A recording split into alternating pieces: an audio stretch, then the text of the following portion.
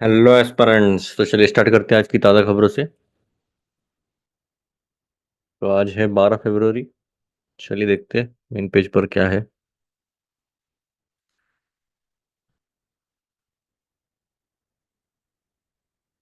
Deal making with Trump, what protectionism teaches us is to do to ourselves in time of peace, what enemies seek to do to us in time of war. ठीक है। The second strike with president Trump imposing tariff on steel and aluminium, India must carefully negotiate its way. ठीक है, इन्होंने बढ़ा दिया। अभी देखो धीरे धीरे इनके खुद का थोड़ा सा फर्स्ट प्रेफरेंस अमेरिका फर्स्ट इनका अप्रोच रहेगा। तो हमारे थोड़ा सा भी इंडिया और यूएसए के रिलेशंस थोड़े से अभी ऊपर नीचे हो सकते हैं। No impunity harassment of interfaith couples in MP and Uttarakhand is disquieting, state must act to uphold fundamental freedom, trust in the taxpayer, budget reinvigorates, debate on whether taxes can encourage spending and growth. नहीं, इतना नहीं लग रहा मुझे ये। The idea of university understanding its mission as producing knowledge makers will provide much needed clarity for UGC's initiative. Many ways of seeing constitution has always been a terrain for constitution contestation of competing visions of power. Conclusion पढ़ते हैं, देखेंगे क्या बोल रही है। No more incrementalism, the scale of India's learning crisis demands bolder action. ठीक है, निपुण भारत एजुकेशन के रिलेटेड है, देखना पड़ेगा ये। ये है को founder of Bengaluru based education institutes. Trump trade war implication for American farmers, हमारे लिए क्या इम्प्लीकेशन है वो देखेंगे। Earth's inner core may have changed shape, what new study says. Modi Trump meeting. ये थोड़ा बॉल बाय बॉल कमेंट्री है, हम एक एक इश्यू देखेंगे उसमें कुछ लिखा हुआ है क्या। नहीं लिखा है तो फिर कोई प्रॉब्लम नहीं। Reasonable among options for Manipur provision strategy.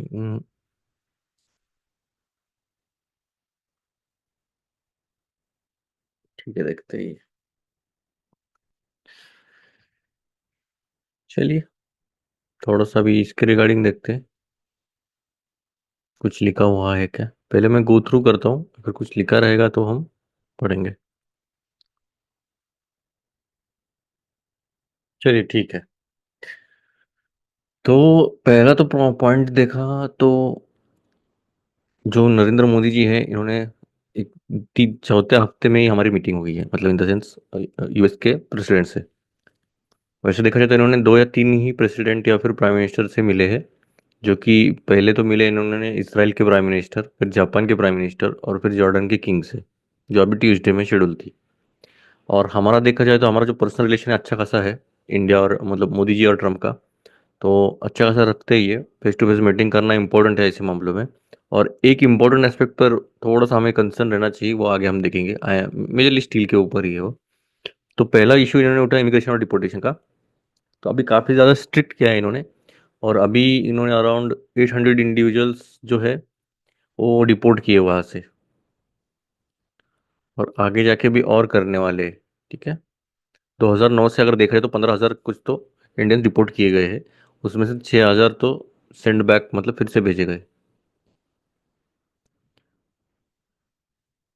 ठीक है, अभी ट्रेड और टैरिफ में देखते हैं हम।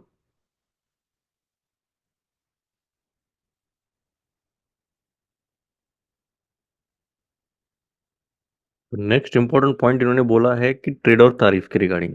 तो ट्रम्प ने काफ़ी ज़्यादा तारीफ इम्पोज किए गए हैं कनाडा, मैक्सिको और चाइना पर। और इंडिया को भी डिस्क्राइब किया गया है एज अ तारीफ किंग और abuser of tariffs in the past. ठीक है, पहले भी इन्होंने नाम रखे हैं हमारे ऊपर। पर एक और एक खतरनाक चीज़ इन्होंने की है, 25% जो है तारीफ बताया है पूरा एल्यूमिनियम और स्टील इंपोर्ट्स पर। मतलब जो भी एल्यूमिनियम और स्टील आएगा उस पर 25% लगेगा। मतलब अगर 100 रुपये का स्टील आ रहा है तो 125 रुपये लगेगा उसको अंदर बेचने के लिए। मतलब इतना कॉम्पिटिटिव मार्केट नहीं रहेगा अंदर अगर ये आ रहा है तो अंदर। और हमारे लिए बहुत चिंता का विषय है ये। और अगर देखा जाए तो हम ऑलमोस्ट $200 बिलियन का बायलैटरल ट्रेड करते हैं यूएसए से। पर हमारा नेट प्रॉफिट जाता है, मतलब सरप्लस रहता है हमारा 40 या 50 बिलियन डॉलर। तो वो इनको अच्छा नहीं लग रहा है, ऐसा इनका मानना है। और ये तारीफ इसलिए लगाया है ताकि इन्हें बेटर डील मिले बाकी लोगों से। तो वही बात थी। बाकी इसमें बस थोड़ा सा बोला है कि ऐसा नहीं करना चाहिए, प्रैग्मेटिक अप्रोच रखो। दोनों भी एक नेगोशिएट करो, एक ट्रेड डील होनी चाहिए जहाँ पर दोनों साइड का बेनिफिट हो और तारीफ भी कम लगे। Tariff in the kind of taxes ही रहते हैं, ठीक है, गुड्स पर लगा रहते हैं। अभी strategic alignment on China, China के ऊपर क्या कहना दिखते हैं?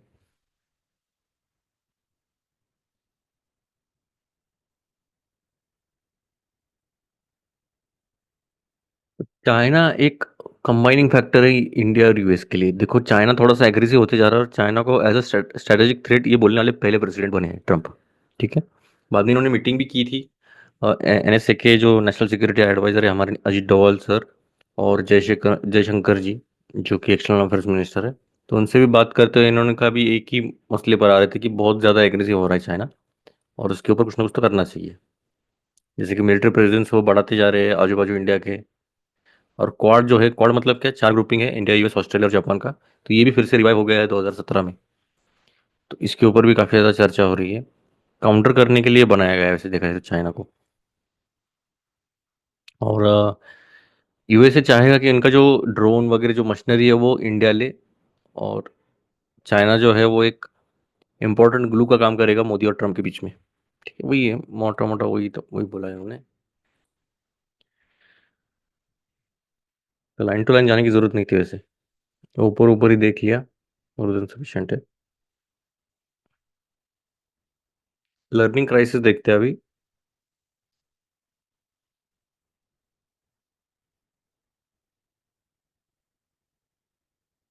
तो ये निपुण भारत के रिगार्डिंग है पूरा, ज़्यादातर तो एसर रिपोर्ट जो आया था 2024 का, हमने देखा था कि काफ़ी अच्छा इंप्रूवमेंट हुआ है। तो उसके रिगार्डिंग बोल रहे हैं, पर कुछ कुछ एरियाज है जहाँ पर इन्होंने अभी तक नहीं किया है, जैसे मटेरियल डिस्ट्रीब्यूशन है, स्ट्रक्चरल पेडागोगी है, टीचर ट्रेनिंग है। तो ये काफ़ी इंपॉर्टेंट स्ट्रेटेजीज है जो अभी तक अंडर यूटिलाइज है।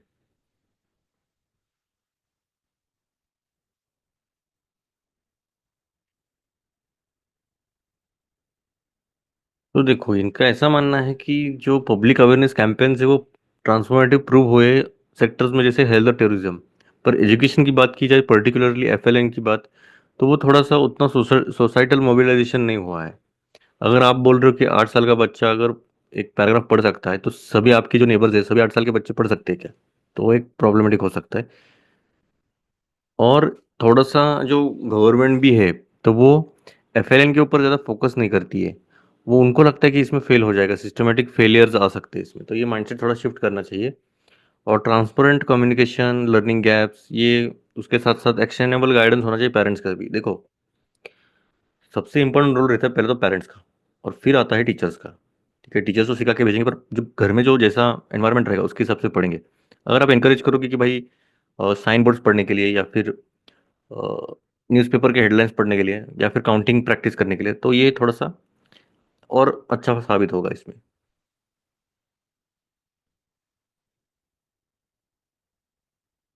तो ये बोल रहे निपुण भारत इनिशिएटिव जो है वो काफ़ी कमेंडेबल है पहले स्टार्टिंग स्टार्टिंग स्टेप्स में, और भी लार्ज स्केल इसका इम्पैक्ट होना चाहिए।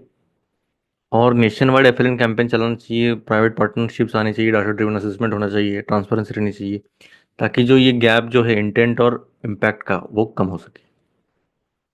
ठीक है, और एसडीजी गोल्स अभी आने वाले 2030 में, तो उसके हिसाब से हमें अप्रोच अच्छा खासा अभी, इंक्रीमेंटल अप्रोच तो नहीं चलेगा, जितना हो सकता है उतना फास्ट हमें करना चाहिए।